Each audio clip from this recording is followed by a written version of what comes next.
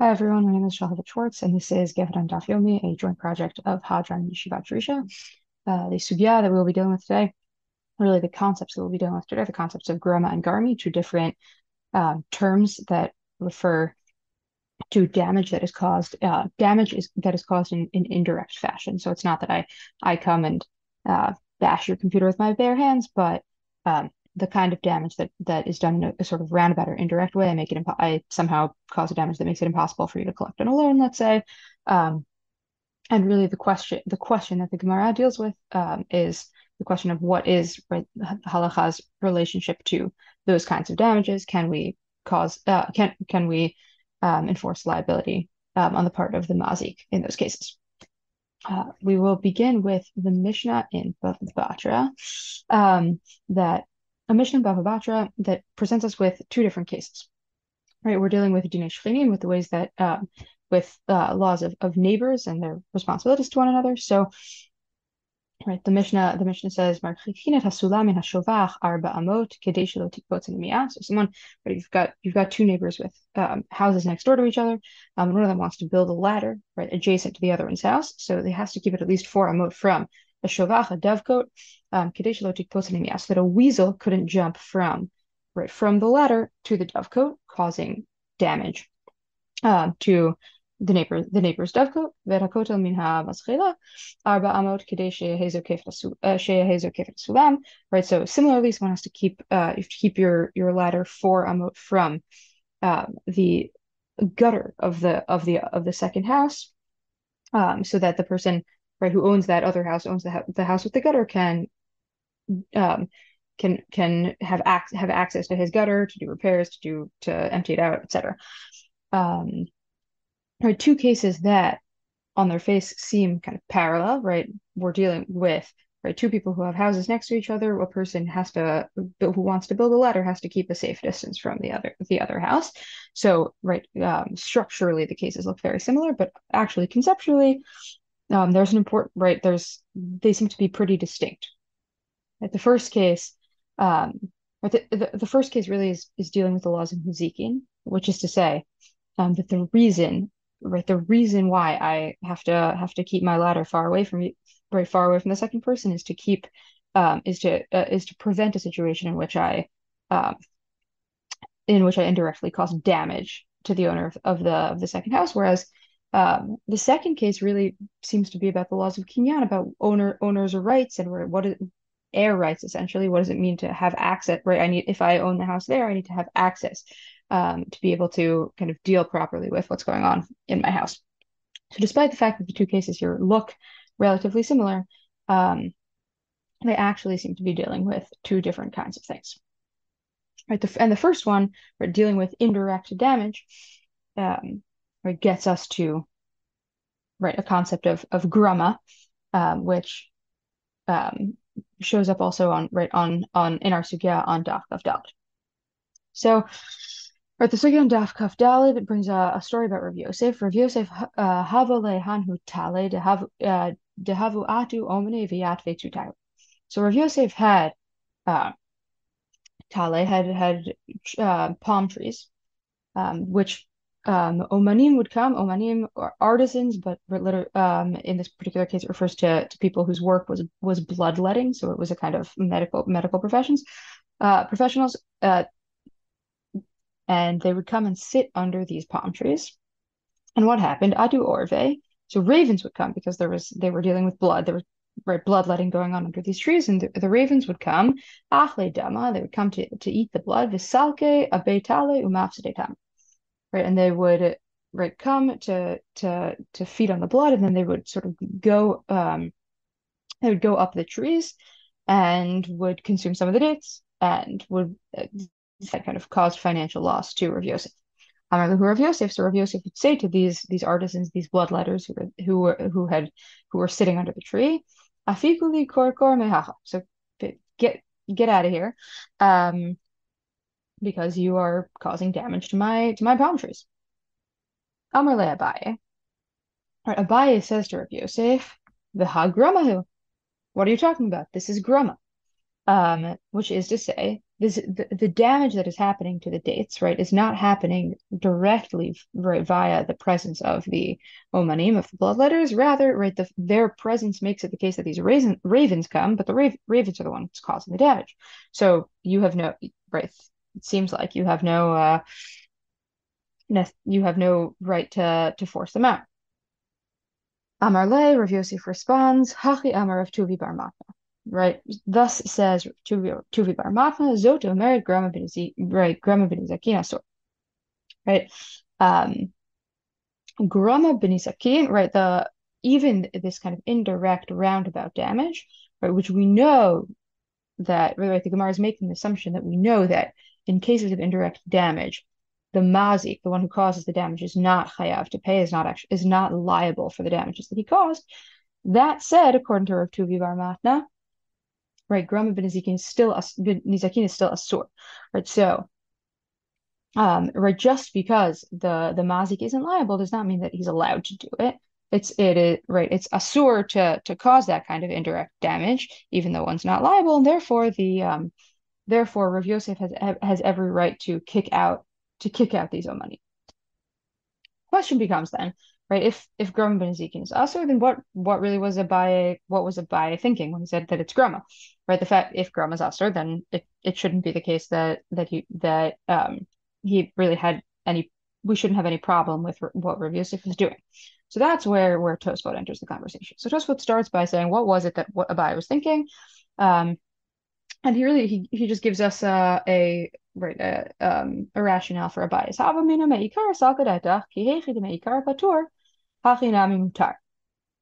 Right, given that Grama benizakin is patur, right, given that you can't be held liable for damage caused through Grama. So Abaye's thought process was that if one is patur from Grama, then it should also be, right, it can't be assur, right, there it must be permitted, or at least, right, not the sort of thing that one can prevent another person from doing.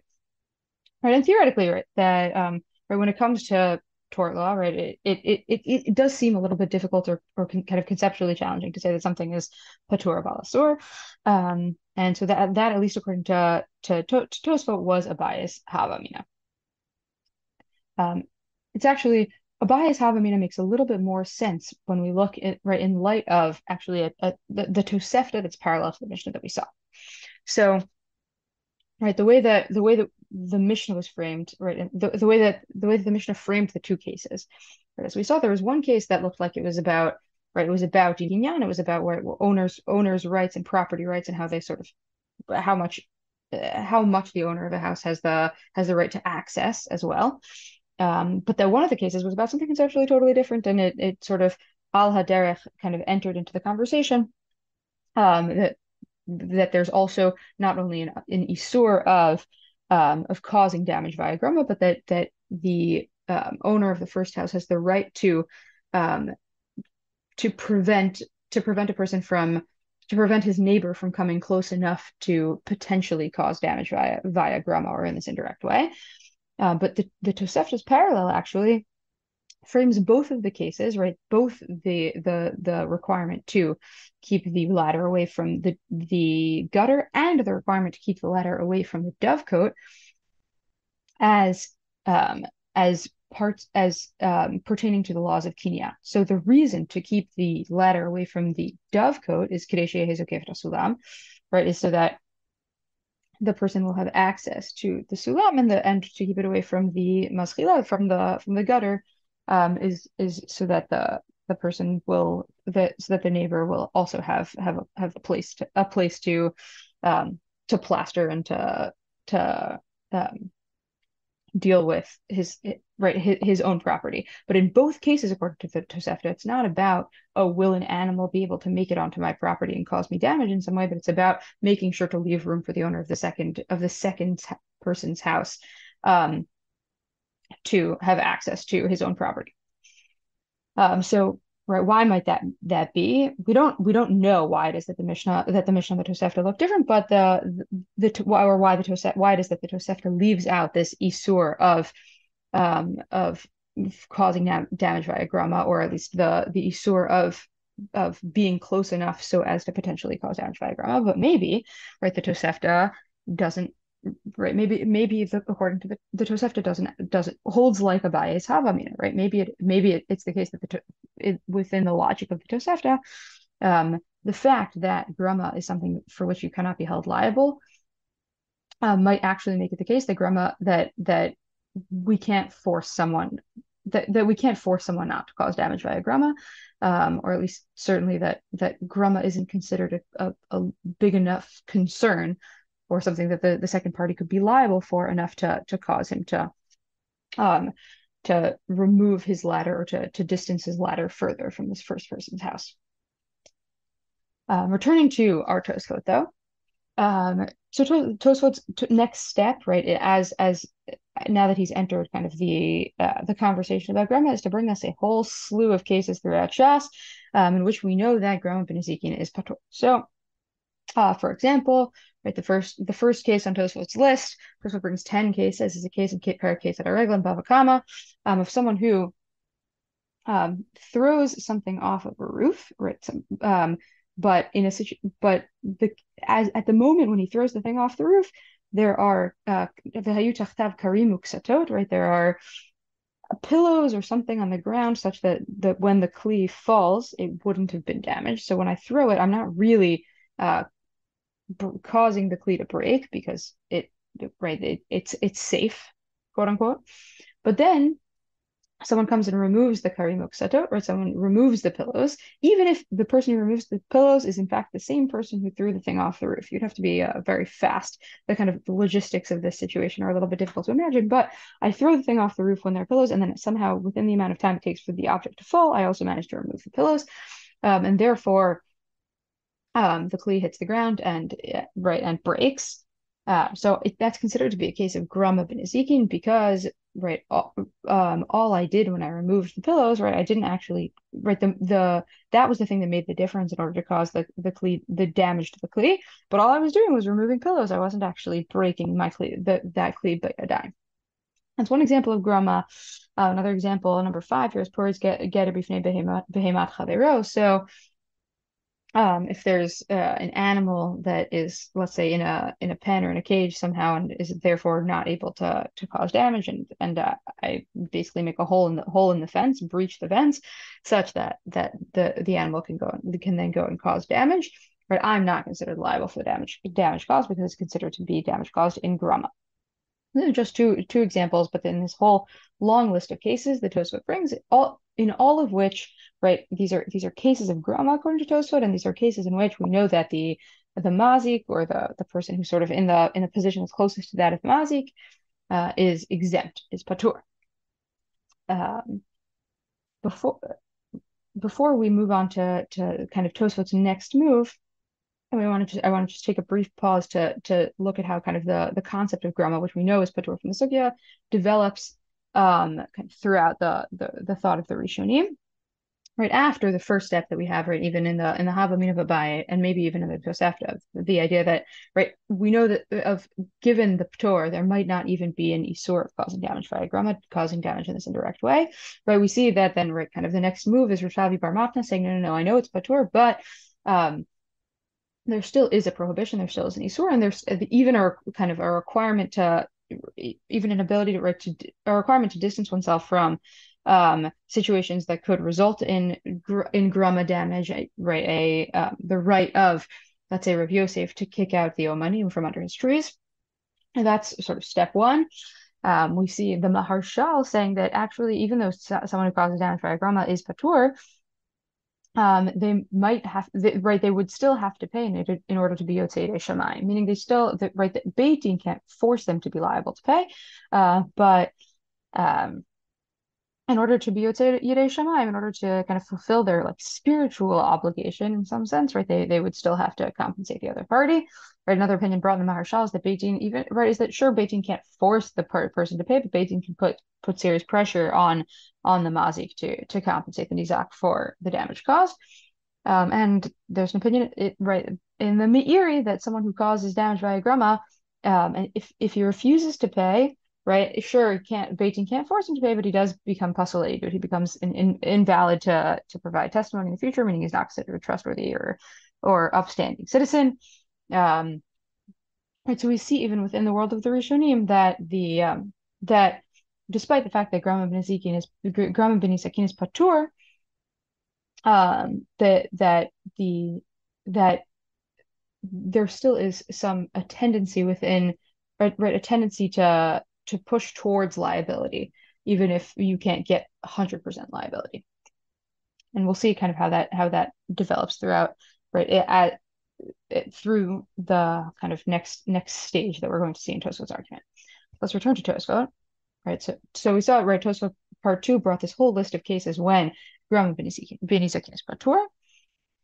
Tosfot asks now, right, so now we've got a question, which is what's the difference in all of those cases that we just saw, and right, this different concept called dina de Garmi, right, or this certainly different phrase used in the Gemara of dina de Garmi, which is a number of cases or a number of brought in different sugyot in the Gemara, where there also seems to be, right, uses the word Garmi, not Gerama, but a similar word, and seems to be referring to a similar kind of case in which there is damage that is caused in some sort of indirect fashion, and yet in those cases the Gemara, or at least a sheet in the Gemara, at least a sheet of Rabbi Meir, is mechayev, right, holds the mazik liable in those cases, right, and gives right, and similarly here brings us a number of different sugyot in which we're mechayev for Garmi. So, right, one example is an incorrect evaluation of a coin, right, evaluating it at a higher price, and then it ends up being worth less. Another example is example number 5, right, which is let's say I lend a couple $1,000s to someone else, and I'm holding a shtar that says that person owes me a couple $1,000s. A third party comes in, burns my shtar, which means that now I'm unable to collect on that loan. So I lose out on a couple $1,000s. So I can be, right, that in a case of sorif shtar tav shel chavero, through dina de Garmi, we can be mechayev the person, right, we can hold liable the person who came and burned my check, basically, to compensate me for the money that I now can't collect. All right, so, right, Tosfot brings this whole litany of cases in contrast to all those cases in which we saw that are Gerama benizakin, and those are patur, and yet here it seems to be similar kinds of cases, and yet there's where there's liability here. So Tosfot, right, first brings the opinion of the Ri who tries to bring in kind of options for conceptual distinctions between the cases that are known as Gerama and are therefore patur, and the cases that are known as Garmi and Chayav. So the Ri offers two different conceptual distinctions. Number one, right, lashon achad din de Garmi Chayav hainu she'oseh hu atzmo hezek lemamon chavero, right, that the difference is like the Garmi cases are the cases in which person A, the mazik, is the cause of, albeit indirectly, of the mamon of person B, right, as opposed to these cases in Gerama in which they set in action something that causes another party or another gorim, or an external cause that's the actual cause of the damage. So in the case of, let's say, the bloodletters who are sitting under Rav Yosef's tree, it's not the bloodletters themselves causing the damage. It's the ravens who are causing the damage, and the bloodletters' presence is the thing that is causing the ravens to come. But the bloodletters themselves aren't causing damage, as opposed to Sarif Shtar Tav Shel Chavero, where I'm coming and I'm burning your star. I am kind of physically causing, performing an action that is causing that's causing the damage. Albeit indirectly. So that's chiluk number 1. Chiluk number 2, that the Ri tries to make od chilek to dina de Garmi chayav, right, hani mishat maaseh sheba'ezek, right, that it's a distinction, right, a temporal distinction. The Garmi, the nezek, right, the damage is caused at the moment when the mazik performs the action that the mazik performs, right, where there isn't a a time lag or a time gap between the mazik's action and the nezik that is caused. Right, so these are two different distinctions that the Re tries to offer in his explanation for why it is that some cases, the cases that we call Gerama, there's a P'tor, and in other cases, the cases that we call Garmi, there's a Chiv. But ultimately, right, vela kol kashet, right, tiheret atamei v'alabait atzmo yirvanim peratav v'amai chayav tehu atzmo ino oseh hezek b'mamon. So what the Tosfot is unsatisfied with this answer, but brings a counter example that we won't necessarily go into in depth right now. But there seems to be an example that of a case that right, that doesn't seem to really fit into the conceptual distinctions that the Re brought, and kind of out of that, Tosfot brings the Ritzvah's Shita, which is a totally different way of conceptualizing the distinction between Garmi and Gerama. V'nir ela Ritzvah. So the Ritzvah thinks the Dina de Garmi or having mitam knas. So that Dina de Garmi it's not a totally different kind of case, or a different conceptually distinct from the cases that we call the Gerama, but the Dina de Garmi, right, the Din of Garmi is a knas that Chachamim are putting on a certain subset of these cases that are kind of Gerama cases, right? There are a whole slew of different kinds of indirect damage that can happen, and on some subset of those cases, Chachamim saw fit to hold the mazik liable, midin knas, right, which is and midin Rabbanit kidemuchach v'Yerushalmi ulekach kol hazek hamatzui v'haragil, right, hamatzui v'haragil lavo kansu Chachamim v'tam de kansu shelo yehe kol achad halek mazik chavero mazik lachavero v'hainu tamid aman v'chayiv v'hezek shein nikar. So, right, all the cases that we are in which we hold the mazik liable in the Garmi, are the cases where there's the hezek matzoi v'haragil, right, v'haragil, meaning it's not that there's a conceptual distinction between the kind of indirect damage in Gerama and in Garmi, but that hezek matzoi v'haragil, right, that in cases that are just more common, right, those are the cases in which Chachamim saw fit to put a knas on the mazik, and that, right, that the cases that Chachamim saw fit to be kones the mazik, they could do even in cases where it actually happens b'shogeg, right, where it maybe would make sense not to liknos them, but according to the Rishonim, there's low plugin cases like that.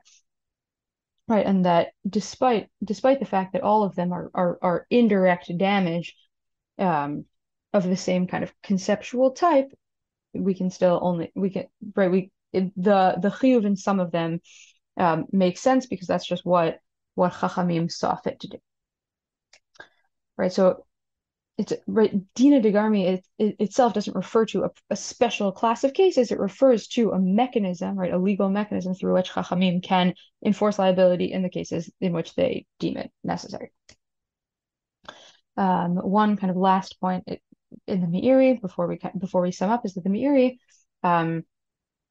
he is closer in a manner that's sort of closer to the Shita of the Re, and also Chachmei Sfarad, who also try to find conceptual distinctions between the class of cases known as Gerama and the class of cases known as Garmi.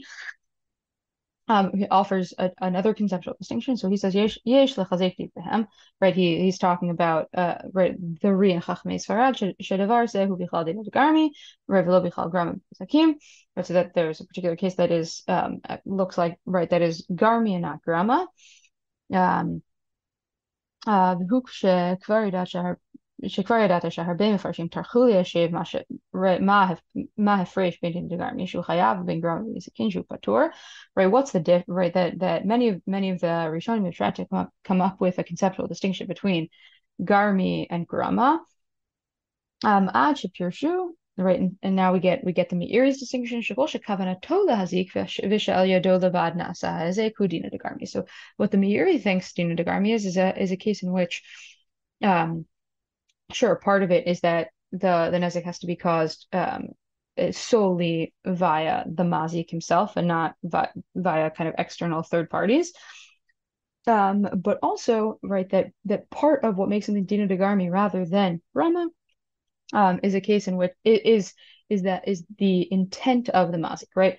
That in the cases that we call Gerama might, right, there's might be a case in which there's a third party participating, but or it can also include cases in which this indirect damage was also unintentional, but indirect damage that is intentional, right? That's dina de Garmi, and those are right, that might be a case when we can actually enforce some kind of liability for the mazik. Right. So Garmi is damage that, although caused in a roundabout way, was done with the with the explicit purpose of inflicting damage. Right. So what we end up is really two sides of the two kind of teams within the Rishonim. Right. There's the shita of the Ritzvah. Right. The Gerama is not essentially different from Garmi. Right. Gerama is just indirect. All of these cases are under the class of Gerama that's indirect damage at all, any kind at all. And Garmi is just what we call those cases of indirect damage for which Chachamim saw a reason to enforce, right, to be mechayev, to enforce some kind of liability for the mazik. Whereas we get the Ri along with Chachamei Sfarad, who kind of build on the Ri's position, and the Meiri, which is that there is some kind of essential difference between Gerama and Garmi. The Gerama is really just indirect damage, and Garmi is damage that's either less indirect or somehow kind of there's a closer connection between the mazik and the nezek. Or it's caused with intent, but that there's really something that distinguishes the class of cases for which we do hold the mazik liable and the cases for which we don't. And now that we have the Ritzvah, I think we can go back and kind of add another sort of another box to our this spectrum in terms of how the Rishonim are thinking about the halachic perspective on damage caused via Gerama, right? According to the Ritzvah, the liability of dina de Garmi is actually a way of relating to those cases that are caused by Gerama. So sure, we have Rav Tavi Bar Machna who says that in Gerama cases, there's no chiyuv, there's no liability, but there is an assur and a requirement to distance oneself. We see the Marshal saying you're chayav in order to be yotzei shamayim. Maybe the Beit Din can put pressure on you. The Meiri says that, right, that you can be possible to eat, and the Ritzvah says that actually, right, we see that in dina de Garmi that one of the things that Beit Din can do in cases of Gerama is actually to legislate liability in those cases. Or certainly in the cases that are most common, and cases in which it makes sense and is important to enforce liability.